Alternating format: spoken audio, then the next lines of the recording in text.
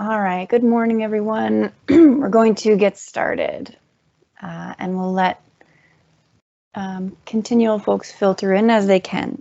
My name is Ali Ansel and I work with the Engagement and Communications branch at the Alberta Energy Regulator, and I'll be facilitating today's session. And right off the hop, I'm going to pass to Leanne Chartrand, who's going to say a few words about the land that we're sitting on today. Leanne, when you're ready. Thank you. Good morning, everybody. We recognize that the land we call Alberta is the traditional territory of many Indigenous peoples who have cared for these lands for generations. This includes the Metis people, Blackfoot, Cree, Dene, Sulene, Saulteaux, and Nakota. We would like to thank the generations of Indigenous peoples, both past and present, for sharing this land with us. Thank you.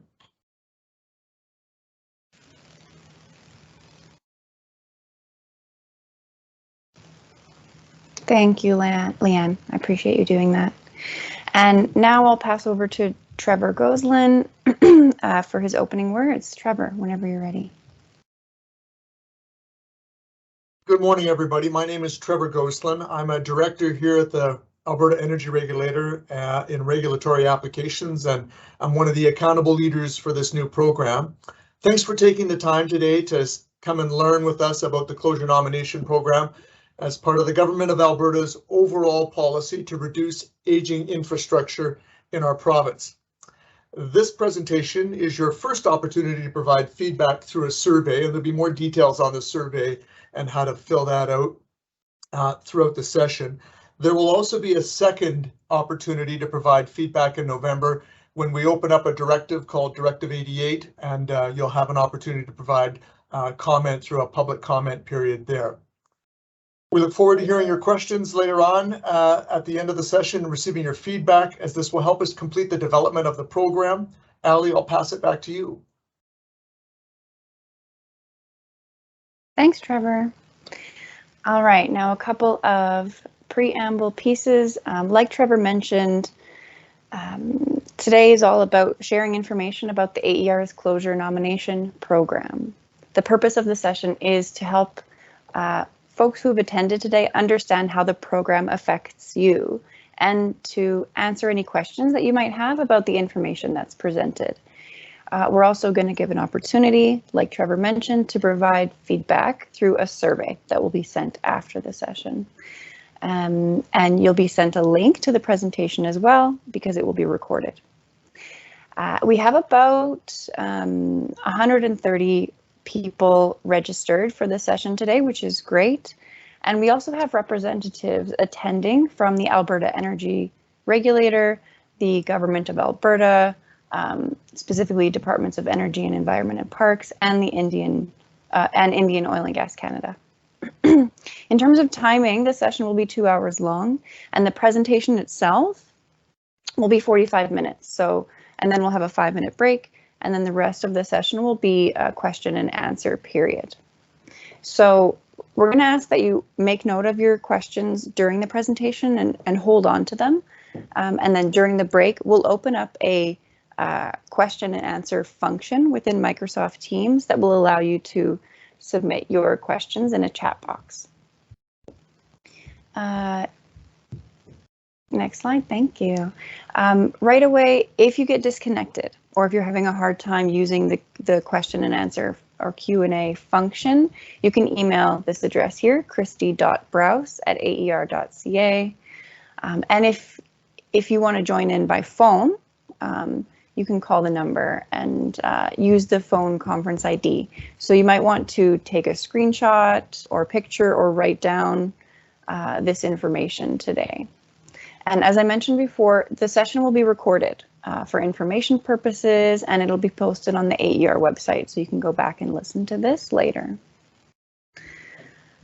So today we have 2 speakers from the Closure Nomination Program team, Alana Debouché and Matthew Greer. We also have team members Jocelyn Haggerty and Leanne Chartrand, who will support the question and answer period following the presentation. And in the background, we have Anita Sartori and Christy Browse, who will be assisting them. So without further ado, I'll pass it on to Matthew. He's going to start the presentation.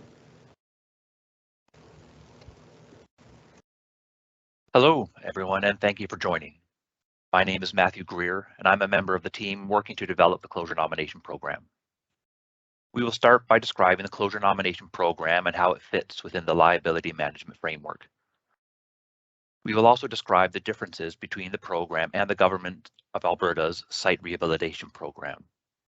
Then we will explain how to submit a closure request and describe the closure plan expectations of oil and gas companies.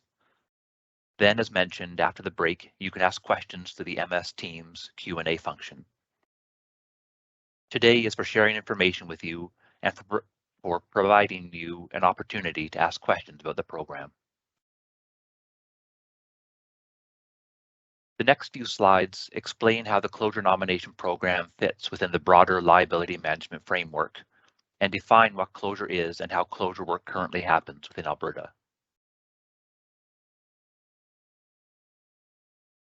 The Closure Nomination Program is one of the programs within the AER to address the ongoing risks and costs associated with aging oil and gas infrastructure within Alberta. This new program allows eligible individuals and groups to become active participants in reducing the inventory of oil and gas infrastructure. The AER was directed by the Government of Alberta to implement the Closure Nomination Program as part of the Liability Management Framework. I will explain this framework in the next slide. The purpose of this presentation is to describe the overall Closure Nomination Program, but please understand some of the detailed how-to processes and steps are still under development. We are conducting engagement during development so we can hear what is missing and what is not clear. The questions and feedback we receive from these sessions will help us to define the how-to.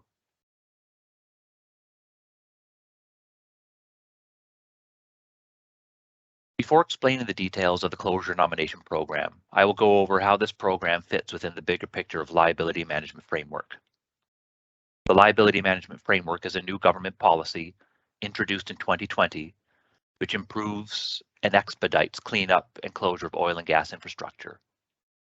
The GOA directed the AER to implement the 5 components shown in the light blue and gray boxes in the diagram. The dark blue boxes at the top show the life cycle or stages of oil and gas resource development, which includes planning, construction, operation, and then closure. The highlighted red box on the slide is the Inventory Reduction Program, and its purpose is to increase the amount of closure work occurring in Alberta. It includes 2 programs, Closure Targets and Closure Nomination. Closure Targets was introduced in 2022 and set industry-wide mandatory spend targets that require oil and gas companies to spend a minimum amount of money on closure activities each year. Closure Nomination, the topic of today's presentation, allows eligible stakeholders to influence closure priorities. To clarify, the Closure Nomination Program is referred to as the opt-in mechanism in the GOA policy. At the end of this presentation, we provide a link to a series of YouTube videos for more information on the liability management framework.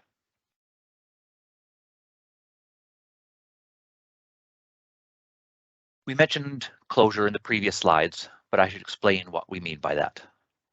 Closure occurs during the last stage of the oil and gas development life cycle.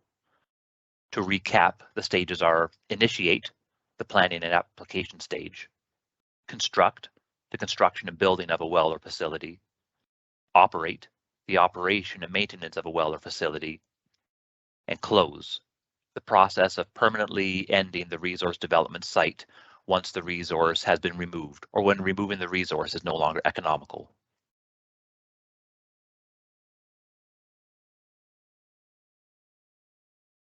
I'm seeing a note that the slides aren't moving for some people. We are currently on slide 7, and I'll note when I move to next slides after this. Closure activities include removal of equipment and the permanent end of operations. Abandonment is the removal of equipment for a well, placing plugs down hole so no liquid can be released, and then cutting the well casing below the surface. The abandonment of a facility includes taking apart and removal of all associated equipment and structures. Remediation is any activity to remove or treat contaminated soil, groundwater, or vegetation. Revegetation includes soil replacement and recontouring, then seeding and tree planting. Reclamation is applying for a certificate once the oil and gas company can show they have returned the land to a state functionally equivalent to what it was before the development took place. This is a simplistic representation of the closure process, and some sites have additional processes and considerations for remediation and reclamation. Also, a point of clarity, the difference between an abandoned site and an orphaned site. An abandoned well or facility is one that all of the associated equipment has been removed, and in the case of a well, had plugs set down whole. An orphaned site is one belonging to a company that is no longer solvent, and the Orphan Well Association has been directed to close it. The closure nomination program has consideration for all stages of closure. The time it takes to complete each stage within closure can vary. It can take years or even decades, depending on how the land functioned before it was disturbed. On to slide 8. Oil and gas companies are responsible for the proper abandonment, remediation, and reclamation of their sites. There are several things that may trigger closure activity occurring on a site. Licensees initiate closure work as a business decision when the sites are no longer needed. Area-based closure provides an opportunity to collaborate between licensees and service providers, thus improving the efficiency of closure. There are also regulatory requirements that require closure activity to occur. As mentioned, the inventory reduction program currently has the closure spend targets. The AER may also direct closure work through orders, which may be issued if a company is incapable or unwilling to meet AER requirements. The Indian Oil and Gas Regulations requires closure activity on any well and facility if the lands in a surface contract area are no longer used for the uses for which the contract was granted. Some sites are also directed by the AER to the Orphan Well Association to complete closure work. Their job is to close wells, facilities, and pipelines that do not have solvent and responsible owners. In addition to all these other ways that closure happens, the closure nomination program provides the opportunity for eligible requesters to nominate other sites that may not already have closure work planned or occurring.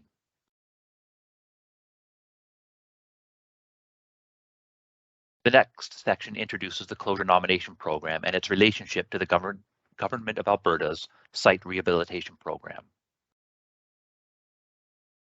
So on to slide 10.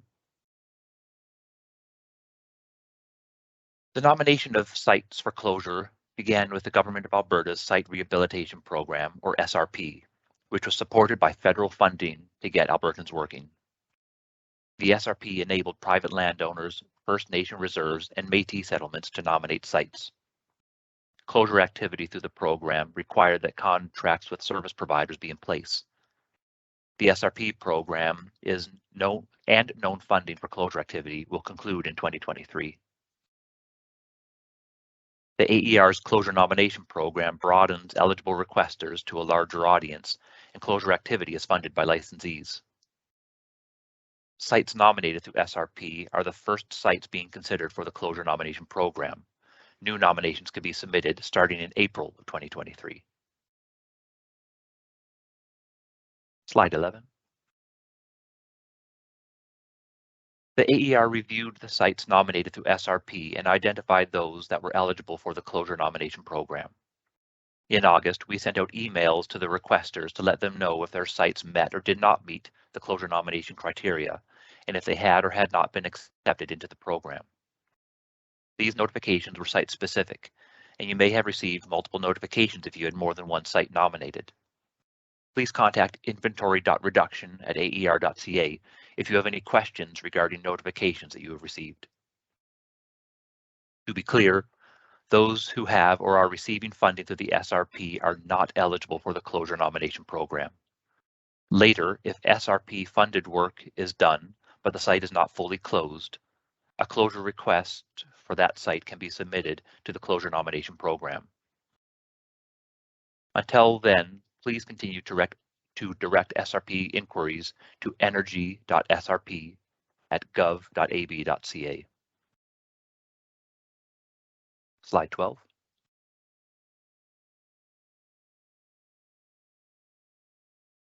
Let's get into some of the details on the closure nomination program. The closure nomination program begins with a request for closure of a specific site. There are criteria that must be met by both the requester and the site nominated.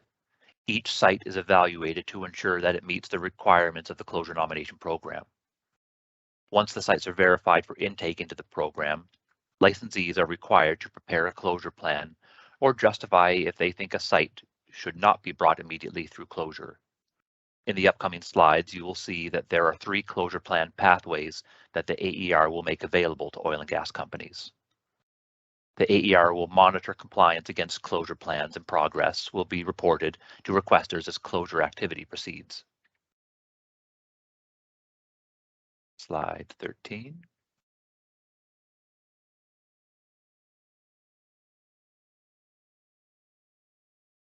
After describing the program overview, we want to clearly identify who is part of the closure nomination program and what are their roles.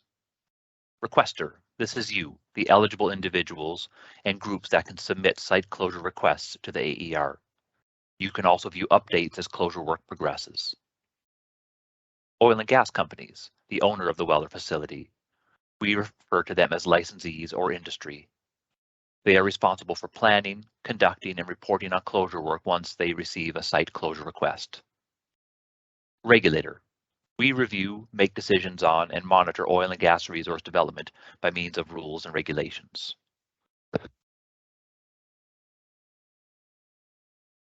These next slides explain the eligibility requirements and how to submit a site closure request. Slide 15.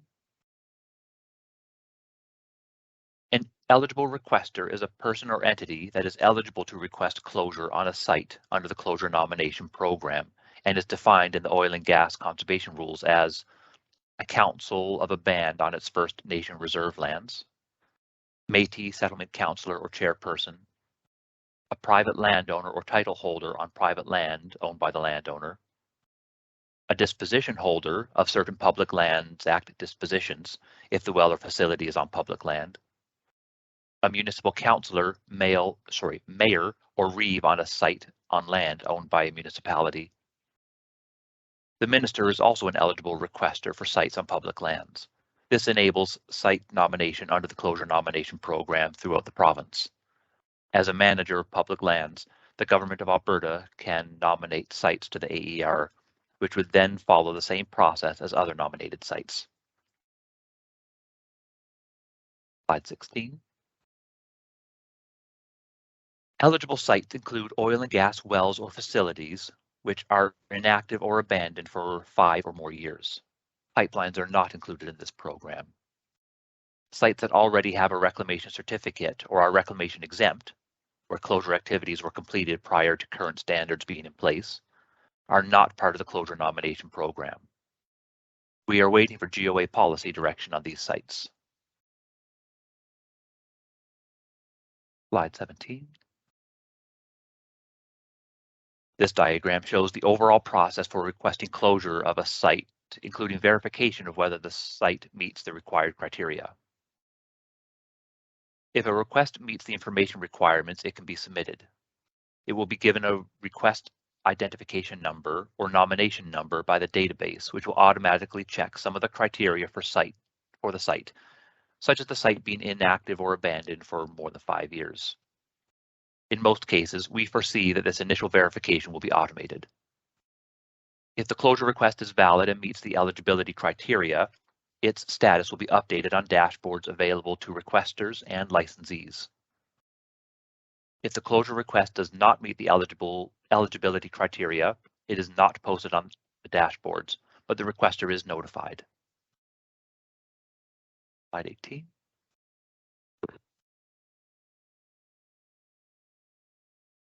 Only an eligible requester can submit a request for closure, and eligible requesters are required to certify the accuracy of the information.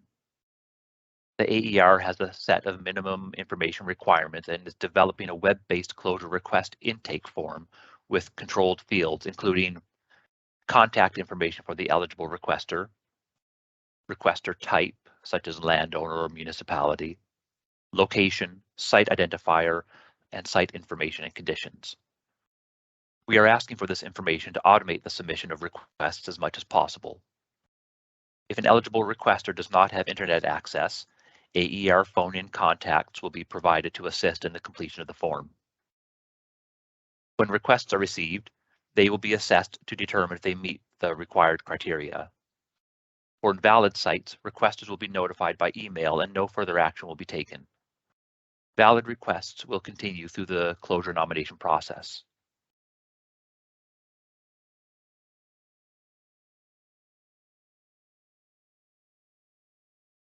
Slide 19.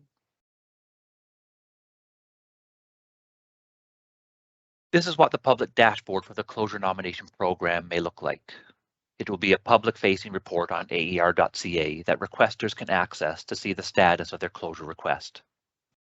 If posted and seen on this dashboard, the request has undergone initial AER verification and is eligible. This looks like a lot of information, but it can be easily filtered to a specific location or nomination number to reduce the volume of the data that you see. The table at the top, Nomination Details, provides details about the closure request, what AER license it is associated with, its location, and the licensee of record. We will display the requester type, First Nation, Metis, settlement, municipality, etc., and location. The requester's name or contact information will not be displayed. The bottom table, Status Progression, provides details on the progress of closure activity for the site. There is also a map that you can zoom in and out of, and what you see along the right side is a series of search and filtering capabilities. We will provide a version of this tool for your review as part of the survey package so that you can provide feedback. We do have a couple of questions that we would like you to think about. What would you like to use to search or sort the information that can be publicly available, such as location, request number? And what information is important to you as your closure request progresses through the program? Slide 20. At the same time a valid site closure request is posted on the public dashboard, the licensee will receive notification that they have a site closure request. The details of the site closure request are also posted in OneStop, an AER system for industry. The notification to the licensee starts the time clock for the licensee to choose a closure plan path. We explain the details of closure plan pathways later.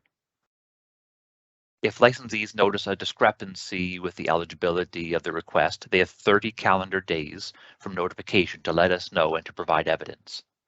For example, if the site is active, then the licensee must provide current production records.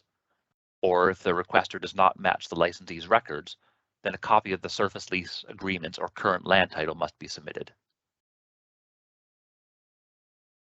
Slide 21. We want to point out that only the requester can withdraw their request. The method for withdrawing a request is still under development. I'll pass this over to Alana in a moment to discuss closure plans and engagement, but I do see that a hand has been raised.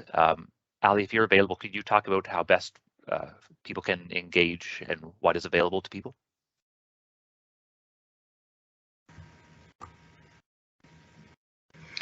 Hi, folks. If I'm getting you right, Matthew, in terms of the Q&A function, is that right, Matthew?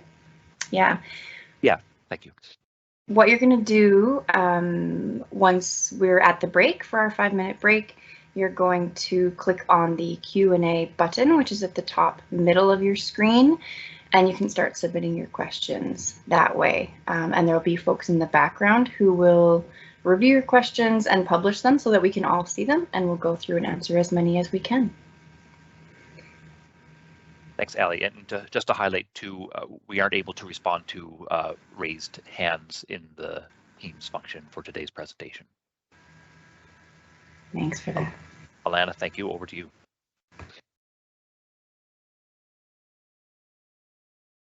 Hi, everyone. Thanks, Matthew. Thanks, Ali. My name is Alana DeBuscher, and I'm a member of the development team working on the closure nomination program. Coming up next, we will go through the closure plan pathway options available to oil and gas companies within the closure nomination program. Slide 23, closure plan requirements. A closure plan is what an oil and gas company uses to describe how they will complete the closure work at a site, and they include timelines to complete each closure activity, such as abandonment, remediation, or revegetation, etc. The oil and gas conservation rules require that a licensee of a well or facility prepare a closure plan for the well or facility unless otherwise directed by the regulator. Licensees are expected to prepare a closure plan.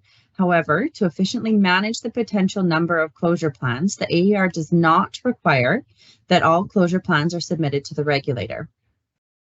The AER may request any closure plan for review or audit, even if they are not originally required to be submitted. We will provide some examples of cases where closure plans are not required in the upcoming slides. Licensees have 90 calendar days from the notification of a site closure request to choose a closure plan path option. Where possible, the AER will require licensees to commit to standard milestones that align with their prepared closure plans. Some sites may have more complex closure scenarios, and for these sites, licensees will be required to prepare closure plans that include measurable and transparent milestones that may be different than the standard timelines, but are made publicly available. Requirements for closure plans, including requirements for milestones, will be defined in Directive 88 and Manual 23. Our overall approach to closure plans within the closure nomination program is to create flexibility for licensees so that they can be successful in closing their own sites and integrate with other liability programs and AER processes. There are 3 closure plan pathways licensees can choose from to define the closure milestones for a site. Licensees are required to identify their closure plan path within 90 calendar days of being notified of the site closure request. First option is the baseline pathway. If a licensee's prepared closure plan aligns with the predefined milestones and stage gates in a baseline closure path, the licensee is to choose the baseline closure plan path. The second option is the non-baseline closure plan path, which is reserved for sites that are considered more complex or high risk. Examples of these will be provided in an upcoming slide. Choosing the non-baseline closure plan option requires AER approval. The licensee is also required to submit their closure plan and additional information for review by the AER when choosing the non-closure plan path. Regardless of whether the licensee selects the baseline or non-baseline path, milestones will be measurable and made publicly available on the closure nomination dashboard. The AER will also assess compliance to make sure that timelines are maintained or that closure work is being completed in accordance with the agreed milestones. In a few cases, a site may require the third option, where a licensee can propose an alternative to preparing a closure plan. Examples could include if a site is part of a transfer application or if there is an application to amend the site's use. Impacts to the site must be imminent, and additional information will be required to support this argument. Choosing the no closure plan path option requires AER approval, and the AER will review and track each of these scenarios. Licensees can also submit to have the site move between the baseline and non-baseline closure plan pathways as complexities arise. These requests will be reviewed by the AER, and transitions between closure plan pathways will be transparent to all stakeholders and only completed as necessary. In the next slide, slide 25, we will take a look at the baseline closure milestones and the time expected to complete each one. In the baseline closure path, the stage gates and timelines for meeting each one are set. The baseline path eliminates the need for licensees to submit their closure plans for the nominated sites to the AER. This will simplify the AER's review process and our ability to monitor progress or measure compliance. These timelines that you can see here have been developed using historical closure data reported to the AER on the length of time it has taken sites to reach certain closure milestones. Our initial assessments of the reported data suggest that baseline path would comfortably apply to at least 80% of sites and provide flexibility in planning closure work.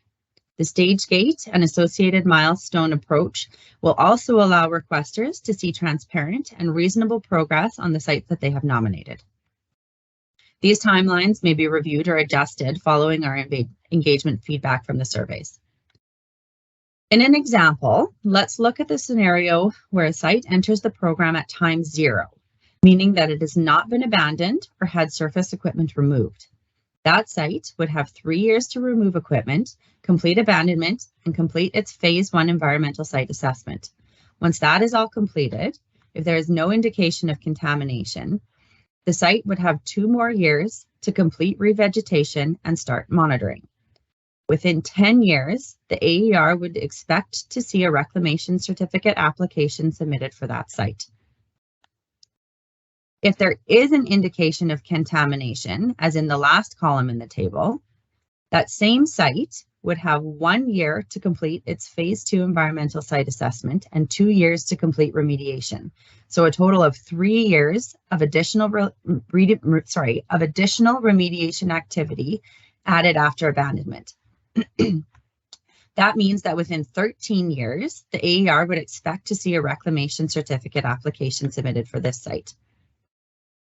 In a scenario where the site enters the closure nomination program at something other than time 0, so any time after abandonment and the phase 1 environmental site assessment have been completed, the amount of time each stage gate would add up to the total amount of time until a reclamation application is required. For example, if the site already has a current phase 2 environmental site assessment completed, so the first yellow row, it would have a total of 9 years until a reclamation application would be submitted. If remediation is more complex, the site would be required to transition to the non-baseline closure path, which we can talk about next. For non-baseline closure plans on slide 26, licensees would be required to prepare and submit their closure plans to the AER for review. As I previously mentioned, the non-baseline path may be more appropriate for more complex sites or for certain licensees where additional work or time would be needed to complete the required closure activities described in the baseline path. We are still defining some of the details of the non-baseline pathway. Triggers for this process may include, but are not limited to, contamination that cannot be addressed within 3 years, complex closure, such as large infrastructure, or a large volume of sites that have been nominated for a single licensee under the closure nomination program. As indicated earlier in the presentation, licensees would be required to provide additional information and undergo further scrutiny by the AER to take this pathway. Where possible, existing AER tools and processes will be used to provide oversight to the closure plans in this non-baseline path. Multiple approaches may be needed to address these sites. For example, site-specific spending targets may be used in lieu of or alongside stage gate milestones and timelines. In all cases, closure plan progress and milestones can be accessible by the requester through the public-facing dashboard shown earlier. On the next slide, slide 27, the case for no closure plan. The final closure plan path is the case for no closure plan, which means if this path is approved by the AER, these sites would not need to be immediately brought to closure. Plans for these sites will also need to be submitted to the AER, describing the actions to be taken, and these will be reviewed by the AER. Alternative action on these sites should be imminent and will need to be completed according to any associated conditions. Choosing this plan at the time of nomination does not mean that a site will never be reached. Choosing this path at the time of nomination does not mean that a site will never be required to reach closure. Once all activities have ceased, these sites will also be required to meet equivalent land capability and the applicable reclamation requirements. In some situations, the closure of nominated sites will be redirected by processes or regulators outside of the closure nomination program. Where possible, the AER will identify these sites through the initial verification process. Example situations where closure is not regulated within the closure nomination program, but within another AER process include sites that have been orphaned, sites with existing orders, or sites that are with insolvent oil and gas companies. This means that a site that has been orphaned, although eligible for the closure nomination program, is the responsibility of the Orphan Well Association and will be prioritized based on the OWA's criteria for closure activity. The closure nomination program will direct requesters to that process, and the AER will not implement any of our closure plan pathways described earlier. Similarly, a site associated with an insolvent oil and gas company is eligible for the closure nomination program. It may still have working interest participants that can work with the OWA to close those sites. In most cases, there are orders issued to working interest participants that would supersede the closure nomination program timelines. The closure nomination program will ensure that there is alignment and integration with existing AER processes. Oil and gas companies are responsible for reporting their closure activity, and you can see something of what that looks like on slide 29. Reporting requirements will be defined in Directive 88 and Manual 23. These are two AER documents that define requirements and obligations that oil and gas companies must meet under the closure nomination program. There are currently closure reporting requirements for licensees under other inventory reduction programs. This includes annual closure spend amounts, which are required by March 31st of every year.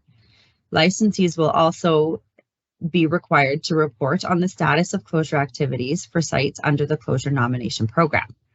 These reporting deadlines will align with the stage gate timelines under the baseline pathway or determined milestones under the non-baseline pathways. The AER will have further definition of reporting requirements prior to program implementation. And the AER will update the public-facing dashboard when closure milestones are reported. For slide 30, we'll talk a little bit about compliance. So compliance with all the closure plan milestones is required. The AER will complete desktop audits or field verification to ensure that oil and gas companies are completing closure work on requested sites in accordance with their agreed milestones for each closure plan. These processes are currently being developed and will be integrated into our existing compliance programs. Shifting gears a little bit, slide 31, the next section summarizes the key dates and milestones for the closure nomination program. I will also show you the survey questions and explain the next steps. So the key dates and milestones. The closure nomination program has specific government-driven timelines for delivery. The original timeline to have the closure nomination program implemented was September 30th, 2022. However, in collaboration with the Government of Alberta, the timeline was extended to accommodate a more robust external engagement program. This engagement is now taking place through the fall of this year, with program implementation expected by March 31st of 2023.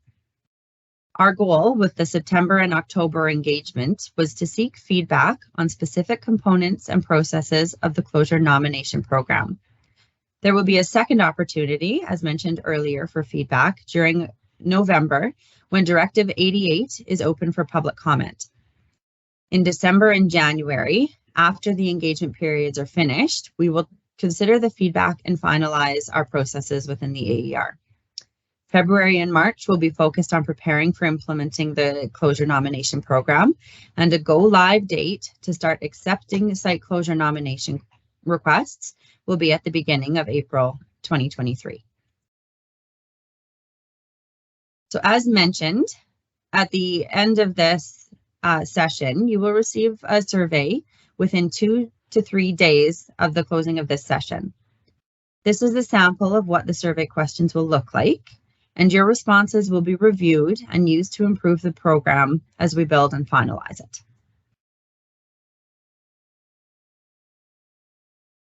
The next steps, we will post a video link to this information session, and it will be available on the AER website. A link to the survey questions about the closure nomination program will be emailed to you, and we ask that you please complete the survey no later than November 4th, 2022. A link to the recorded session will also be included in that survey email. The requirements, what oil and gas companies must do for the closure nomination program, will be added to Directive 88, which is the Licensee Lifecycle Management Directive. There is a public comment period planned for November on this directive, and this will be your second opportunity to provide feedback on the program. Finally, the last slide provides you a link to the YouTube videos that explain the liability management framework if you would like additional information. We have also listed a couple email addresses if you have questions after this session. Specifically, you can email inventory.reduction@aer.ca for questions about the closure nomination program, or energy.srp@gov.ab.ca if you have questions about the Government of Alberta's rehabilitation program. Specific comments about this session can be included in your survey responses. And if you have general questions about closure unrelated to programs discussed today, please forward those questions to the AER's General Inquiries line or email, which can be found on the AER website. And with that, Ali, I will pass it back to you. Thank you, Alana, and thanks, Matthew, for going through that presentation. So now we're going to take a 5-minute break, and I just want to mention before we do that, that the Q&A function with Teams is going to be the way that we receive questions. So now that the presentation is done, feel free to start submitting your questions. We have a couple of folks in the background who are going to be reviewing them and processing them and publishing them so that we can all see them. We're going to stay really focused on the closure nomination content that we just heard. So do your best to keep the questions focused on this content, clarifying anything you just heard. If there's a question that is slightly unrelated to what we just heard, we do have someone in the background who's going to be taking those questions away and responding directly as appropriate. Like I mentioned before, at the top of your screen, you'll see a little icon that looks like a chat bubble with a question mark in it, and then it says Q&A below. And you'll click on that, and then you'll start submitting your questions. And I think that's it for now. So it's 10:18, so we'll come back at 10:23 and start answering questions. So see you in a few minutes.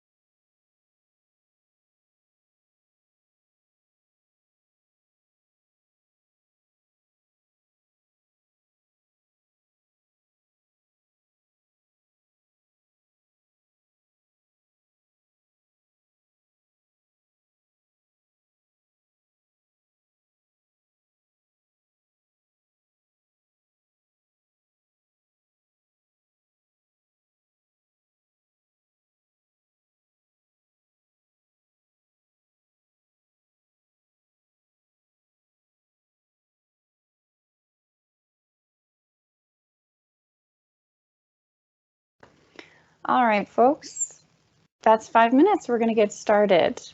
What I'm going to do is I'm going to share my screen.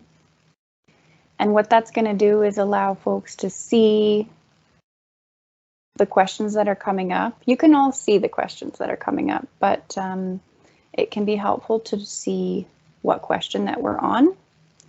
So I'm going to do it like this, and hopefully that will be not too disorienting for people.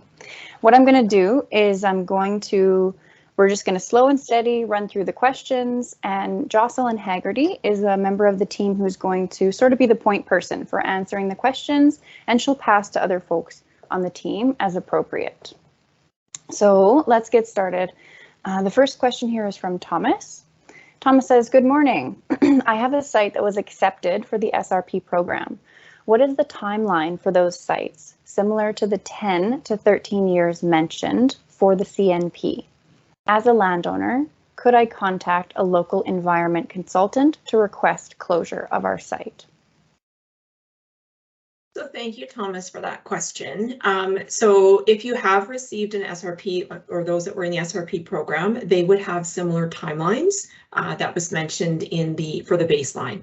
If those sites, through the analysis determine that there is some complexity, then they might fall into a non-baseline, and then the timelines might be a little bit different. But the idea is that, yes, those standard baseline timelines would apply. As a landowner, the requirements are that the landowner must submit the request for closure. If you're working with a local environmental consultant, that is fine, but it has to come, the request itself has to come from the owner of the lands. Thanks, Jocelyn. And I'm just going to mention a couple of things. One is just a reminder that there is a hand raise function, but we're going to ask that folks don't use that because we're going to focus on the Q&A function instead. And a reminder too that if you do submit a question that is not directly related to the content that we heard today, we're going to do our best to follow up with you directly outside of this session. All right. We have a question from Rua. Can multiple councillors submit requests for the same well? And can a councillor submit requests for multiple wells? So I think for the submission, like I'm trying to just clarify that, Rula, that we only want one submission for one well. So it would be, I would probably recommend that you select a particular councillor and that individual submit in the request. And you can also submit in for multiple wells. They would have to come in individually for each well. Just that allows us to evaluate each site individually. So I hope that answers that question. Thanks, Jocelyn. All right. Just going to load some more questions here. Ken is asking, was AEP involved in the closure nomination program? So in terms of, I might have to rely on some of my counterparts. They may have been involved with the SRP program, but in terms of the closure nomination program, that is an AER. We were directed by the government to implement that program. So their involvement would be, other than providing us with direction, is they're not involved with that. Okay, great. Thank you, Jocelyn. Another question from Ken, excuse me, from Ken. If a licensee goes bankrupt during a CNP cycle and there are WIPs, are they now responsible? Yes, if there are WIPs, Ken, that we've identified for a license or for a site, then they become responsible, and we work with the OWA and the WIPs to get that site closed. So if that encounters or if that occurs during the closure nomination cycle, then yes, it would get transferred. Those are one of the things that we're looking at as scenarios as we go through. So even when the site comes in, if we identify it as belonging to an insolvent company, we have it work with the OWA and WIPs. And if it comes into the program and then sometime within that 10 to 13 year period, if the company goes insolvent, again, it would transfer into existing processes within the AER to work with the WIPs and the OWA. And Jocelyn, would you mind defining WIP briefly for those who might not know?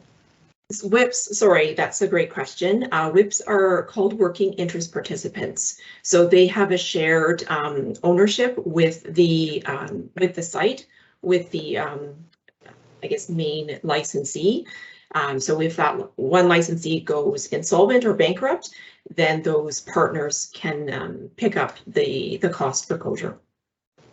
Great, thank you. The next question is from Mike. Mike asks, can an occupant or renter submit a closure request, and can they do so on behalf of an absentee landowner? The request has to come through from the actual landowner. It cannot come from an occupant or a renter. Just one thing to mention though is the landowner, if, for example, they are getting support from someone, they can get assistance if it's from another representative, but it has to come from that landowner. They have to be the primary requester. Okay. Thanks, Jocelyn. That's me. I'm just going to load some more questions here. All right. Oh.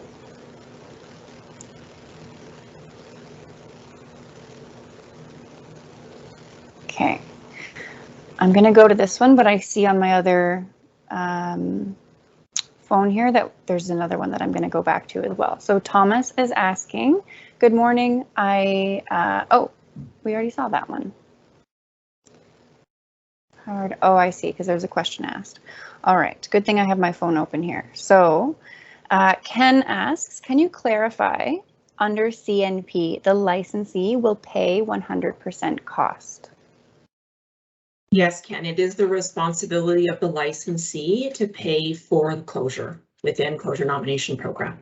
Yes. Great, thank you. And this comment here, Jenny is asking, how does a municipality, a county, submit the application?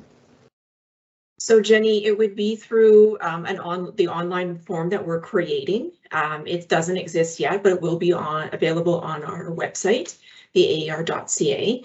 And from that, any of the eligible requesters can use that, whether it's a municipality, a Metis settlement, a landowner, as we have listed on that one slide. All of those individuals can use that request form to submit a site into the closure nomination program.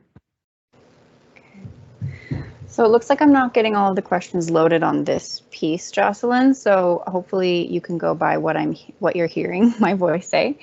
Donna is asking a question, which is, our municipality has several abandoned sites where the licensee is no longer active. I wanted to confirm we would submit under the CNP and then it would be directed to the Orphan Well program. My understanding was that municipalities cannot directly request to the Orphan Well program. Donna, you are correct. The way this is set up is we want all the requests to come through our request application form that we will have on our website. And then from there, we can go through and determine, oh, okay, yes, it is an abandoned. And then we will work through with the OWA. Our intention as well is we'll also figure out or direct people once we know that it's with the OWA.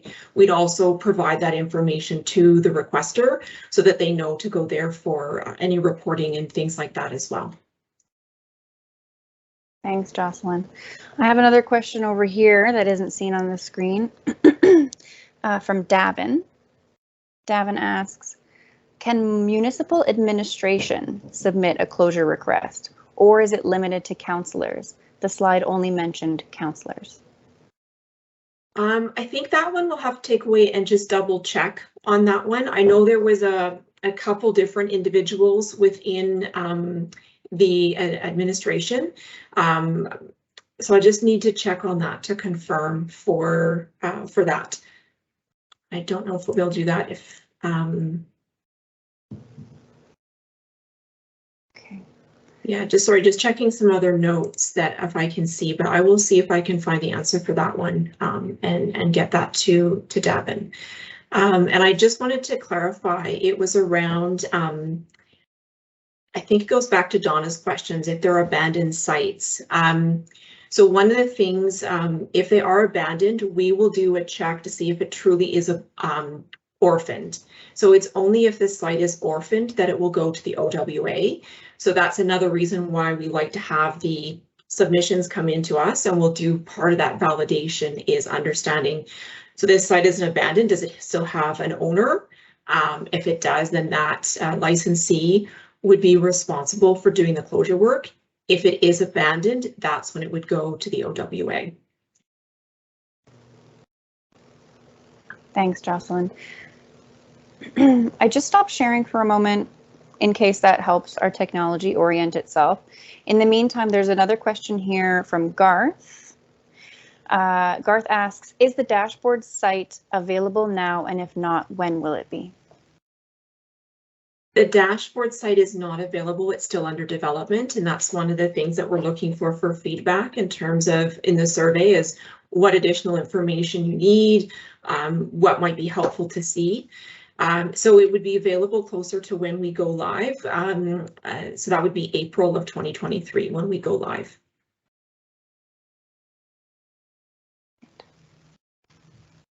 Thanks, Jocelyn. We'll give a moment for more questions to come through, and I'll do another review to make sure I've captured everything that's been submitted so far.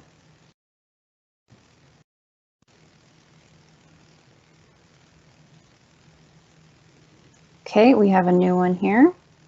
Tracy asks, could employees of AEP apply on behalf of the minister for sites on public lands? So with that, we don't have AEP right now, and GOA they are developing that process. So we don't have any details on that right now. So I actually can't answer that question. So once we get closer to implementation, if we have that information, we'll make that available. But at this point, we don't. Thanks, Jocelyn. I should mention too, and feel free to keep submitting your questions. If you think about a question after this session, you're welcome to include that in the survey response when you are filling out the survey that will come to us, and we'll collect all of those questions and make the answers available to for folks to see. Often there's a question that's asked by one person, but many people have that question, so it's helpful to be able to share the answers with the larger public. Okay, I have another question here from Dennis. Dennis says, please clarify the role of a municipality that has concerns about a site in the green area that is on public land. How would this site go through the nomination process? So I'm not familiar, Dennis, with the term green area, but my understanding is from that municipality, and I'm just checking through my notes. I believe it does have to be a councillor, mayor, or reeve, if that's the right term. But my understanding is one of those individuals would submit a request using our online form. It would be validated just again to check that it's abandoned or inactive for more than 5 years. We'll go through a variety of checks and balances. And then once we validate that, it would be then sent to the licensee for them to submit a closure plan or choose a closure plan path and begin their closure work. So it would work the same way for any of other sites. So I hope that answers Dennis's question. And not to put either of you on the spot, but Alana or Matthew, if there's anything that you want to add or jump in about, feel free while we're waiting for more questions.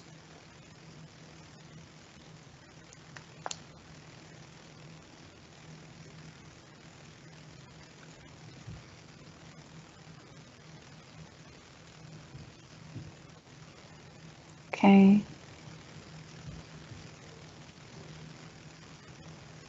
It looks like we have one that's been emailed in. I'm just going to wait for it to finish to kind of go through about some sites that were nominated. So I don't know if that's come up yet for you, Ali.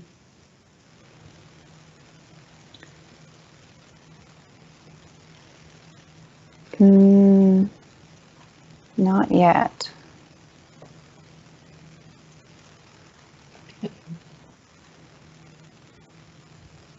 Okay, I think Anita just posted it. Perfect. Thanks, Jocelyn. Okay. So this, thank you. This is a question that has come in through email. Just a reminder that you can email your questions directly if you want to at christy.browse@aer.ca. So this is a question that asks, I submitted numerous applications to the SRP program. 17 came back as not applicable because the nominated site had received funding through the SRP program and is not eligible for the AER closure nomination form. Those must have been submitted by the oil company and not us as the landowner. If they don't get follow through, can we resubmit or get information on the sites, and how will they progress? So that question was from Cindy, and thank you for submitting that in. So yes, the SRP program, some of those submissions came in through from industry, and they had different requirements. So if there is still funding through SRP, the sites were not eligible for the closure nomination program. Once the closure work is finished through SRP, if closure is still not complete, then the site can be resubmitted to the closure nomination program through our online form on aer.ca when that's available, and then it would be considered for this program. So yes, we do need to wait for the SRP funding to be complete before it can be eligible for the closure nomination. If you have questions around that specifically, then that would be, please send an email to inventoryreduction@aer.ca, and we can help with those, understanding with those sites. Thanks, Jocelyn. All right, giving another couple of minutes. We do have a little under an hour left, but we definitely do not need to take it. You're welcome to sit with the information that you've heard and submit your questions later with the survey, as I mentioned before. And I'll just mention as well, in case for those that maybe joined later and didn't see the full presentation, or also maybe registered, yesterday, we did send out the presentation last week, and I'll make a note that when we send out the survey, we will include a link to this presentation so you can see the recorded presentation. And if you haven't already received, maybe we'll just include as well the presentation again so people can have that in content as well. Thanks, Jocelyn. We do have another question from Donna. Donna asks, is there any way that a mayor or councillor can designate administration to submit or manage the request or process? Administration are the experts on land interests, and it's necessary that they can oversee the management of land asset, which includes the closure of the interest.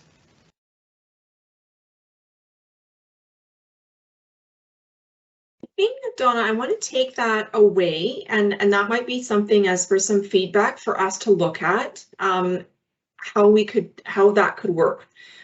So thank you for that input. But yeah, I'd like to take that away and see, as I said, that was the purpose of this session, was to gather this type of feedback to see how we maybe can alter sort of the how-to. And I think that's some feedback that we can use. So thank you. Thanks, Jocelyn. And I'm sharing again in the hopes that that will allow me to show you the questions and also have the new posts loading. We have a question from Tracy. Can feedback or comments on the timelines or milestones for the baseline applications, in particular the revegetation timeline, be submitted as part of the Directive 88 public comments? And would feedback go to inventory reduction email? Thank you. To reread the question again. So I'm just going to take a quick look at our questions in here.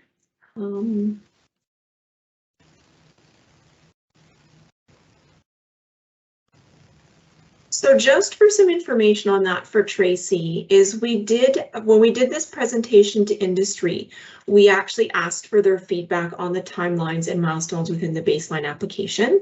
And so that was actually part of the survey as well. So they would provide some of that feedback. In addition, yes, during the public comment period for Directive 88, that will be another opportunity for feedback. And I'm not sure on the mechanism when Directive 88 goes open for public comment, whether that email address will be inventory reduction or whether there'll be something specific for Directive 88. But that information will be provided when Directive 88 is posted for public comment. So yes, feedback is welcome on those timelines. And I just wanted to go back. I noticed that Dennis had just a definition around the green area, and it was land under the control of the province, and it's not owned by the municipality.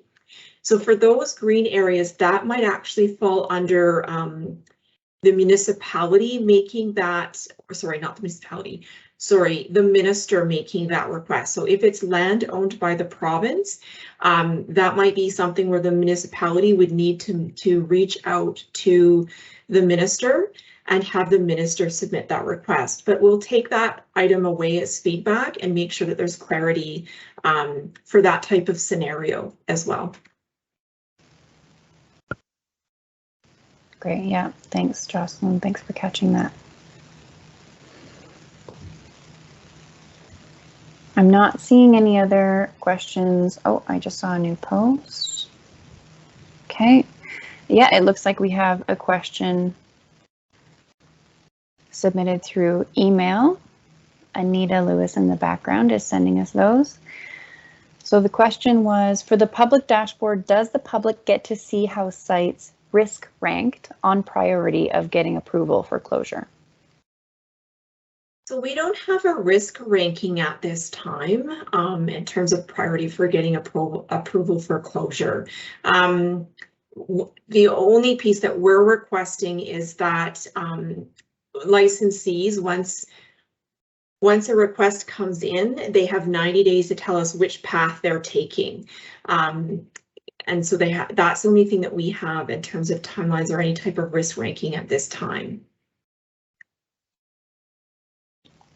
Thanks, Jocelyn.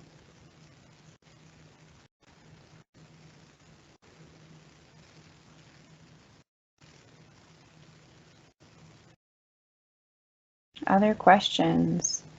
And with that one that came in, or just a reminder, if you're joining later, that if you'd like to, you can email christy.browse@aer.ca with your questions directly, or if you're having any technical issues, or if you're joining and you realize you didn't receive the presentation slide deck and you'd like to, you can ask for that by emailing christy.browse@aer.ca.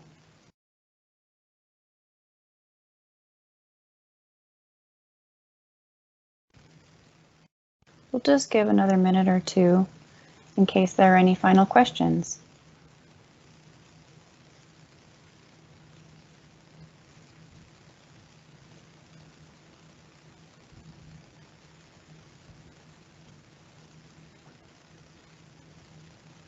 And again, I'm going to stop sharing to make sure that I catch them all.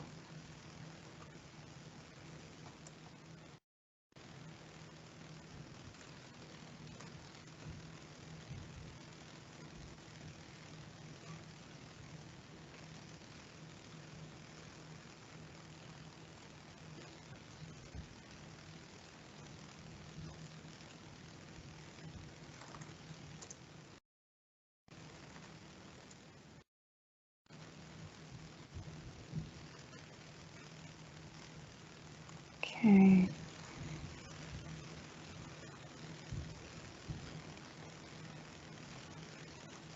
Oh, there's one that just popped in. Yeah, I'm seeing that there. Thanks, Jocelyn. All right, a question that I believe has come in through email.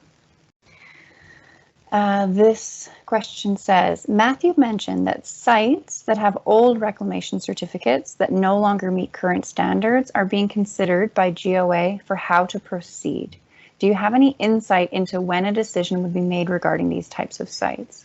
Our recent discussions with GOA suggested that the CNP program would be eligible for those sites in our community. We haven't received any direction at this time for sites that are, in that reclamation certificate or rec exempt state at this time. We haven't received any additional information. So unfortunately, I can't answer that one right now. And hopefully when we go live, we would have more information. Thanks, Jocelyn.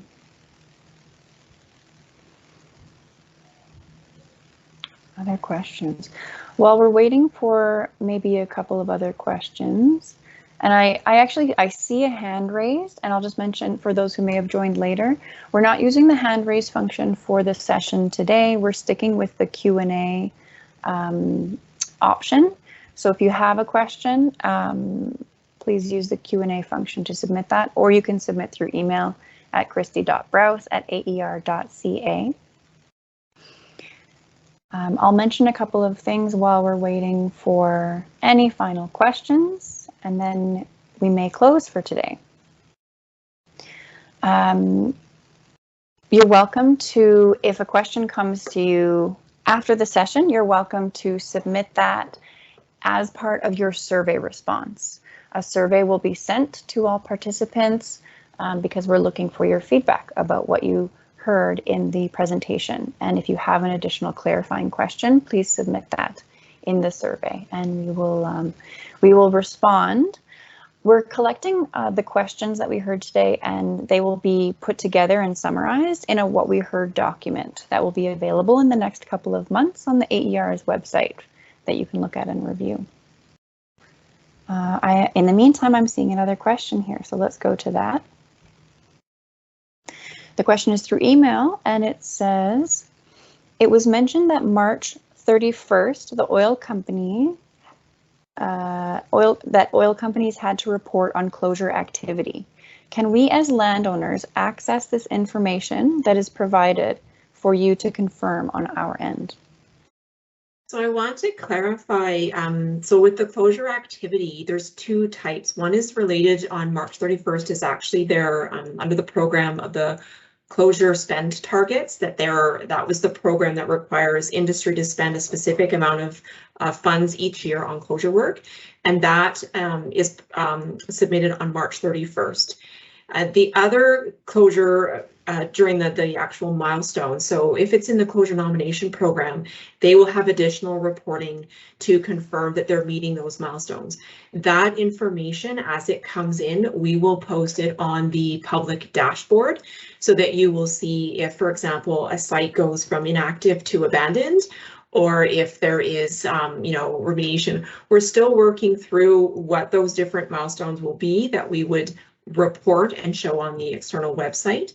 For the closure activity related with the closure spend targets, I'm not as familiar with that. Maybe Matt, you can answer that one quickly if that information is made available publicly. I do not know.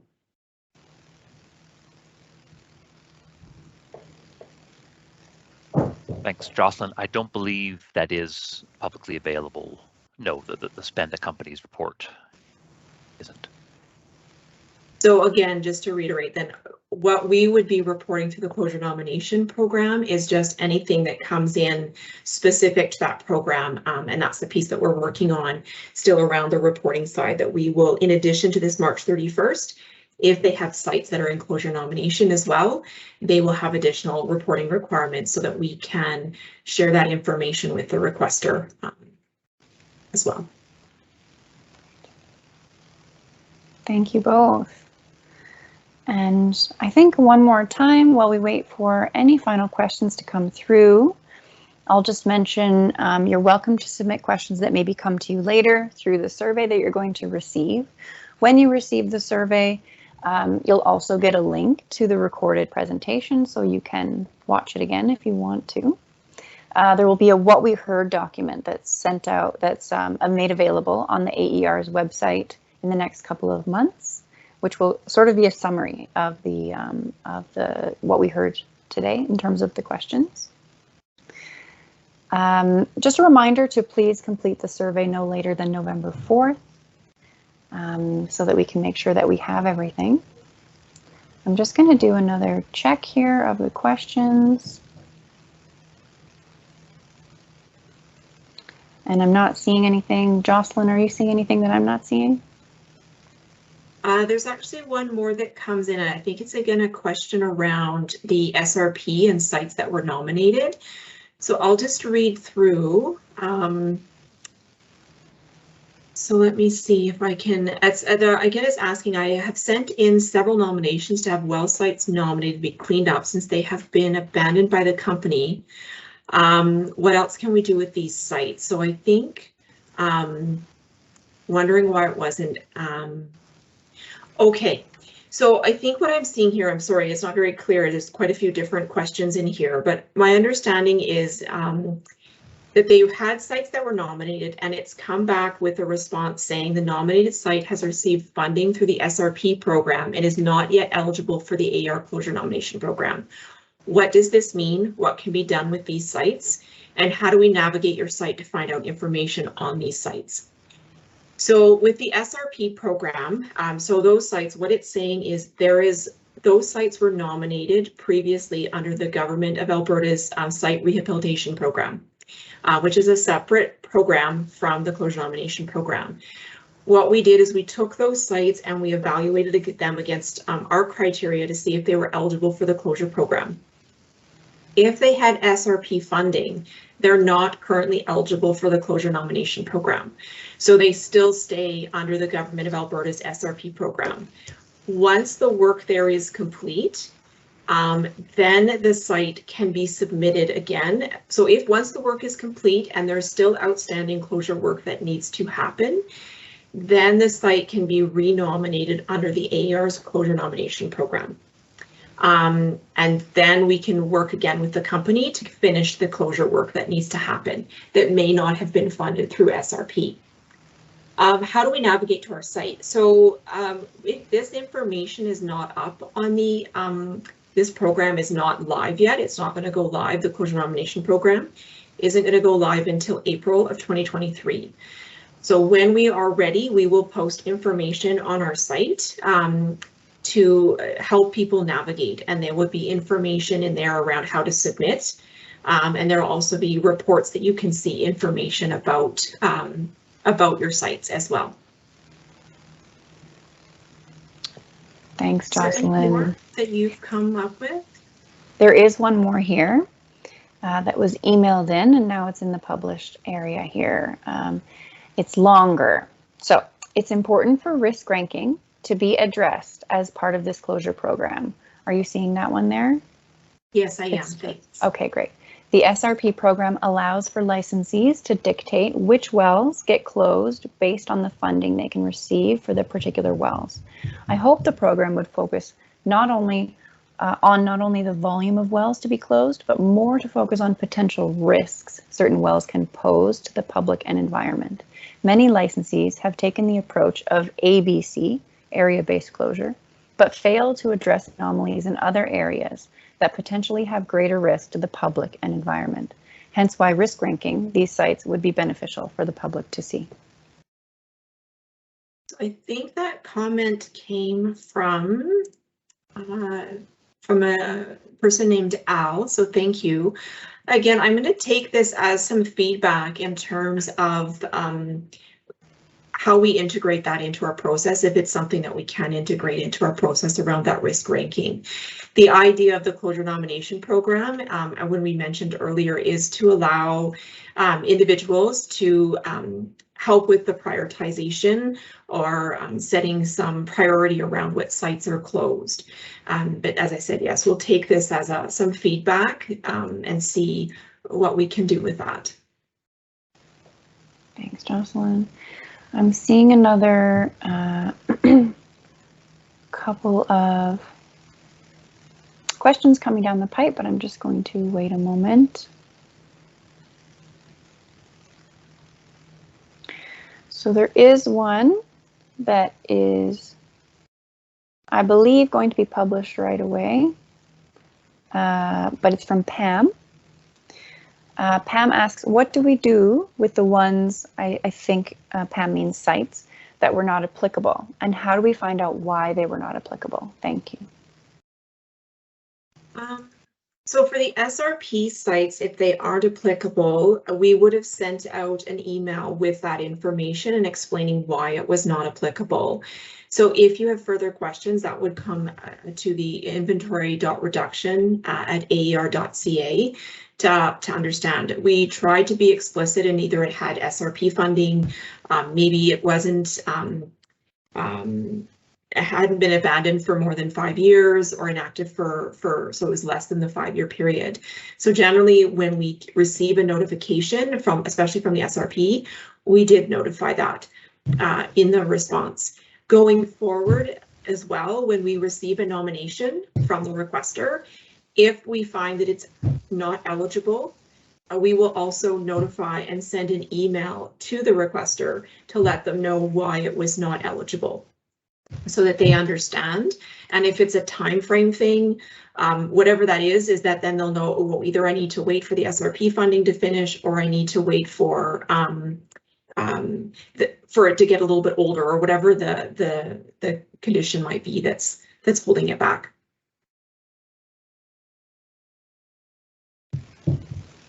Thanks, Jocelyn. Not seeing any other questions. Oh, there might be one. Just a reminder, if you've joined later, we're not using the hand raise function for this session today. We're using the Q&A function so that we can track the questions and compile them into a what we heard document. Okay, I'm seeing a question here from Jenny. Jenny asks, if a site is not completed under maybe SRP with funding, the licensee stopped doing the site rehabilitation as the licensee does not have funding to do so under CMP. What will happen? So the licensee is responsible for doing the closure work.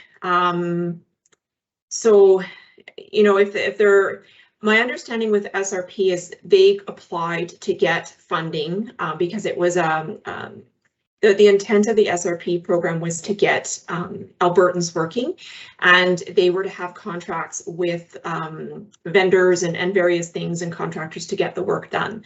So once that federal funding is full, they've used that, and they haven't finished the work, that is your opportunity to resubmit it under the closure nomination program. Then it becomes the company is then required by CNP, by our closure nomination program, to do the closure work, and they are responsible for funding it. Through our compliance, if we find that they are not doing that work, then that's where we can use orders and other tools within the AER to have that work completed. So in terms of answering what will happen is, you know, if we're not getting feedback, if they don't tell us if something comes into the program and they're not doing the work, then that's where we can use our compliance programs to follow up with the company and see how we can make that work happen. Great. Thanks, Jocelyn. And I think with that, I'll close with a couple of pieces, and then we'll end today. Not seeing any more questions and not seeing any more in the queue. So thank you everyone for attending today and for listening and for submitting your questions. Just a couple of reminders. You'll be receiving a link to the survey in the next couple of days that will also include a link to a recording of the session. So please fill out that survey and give us your feedback before November 4th, or no later than November 4th, I should say. There will also be a what we heard document summarizing the questions, and it will be available on AER's website. And still not seeing any questions. By the way, if you think of questions later, you're welcome to submit them as part of your survey response, and we will do our best to answer the questions that are related to the content in that What We Heard document. So thank you very much for attending. Thank you to Jocelyn and Matthew and Alana and the other folks in the background who have been moving through the questions. We will close today. Thank you very much for your time, and we'll give you back your morning and afternoon. Have a great day.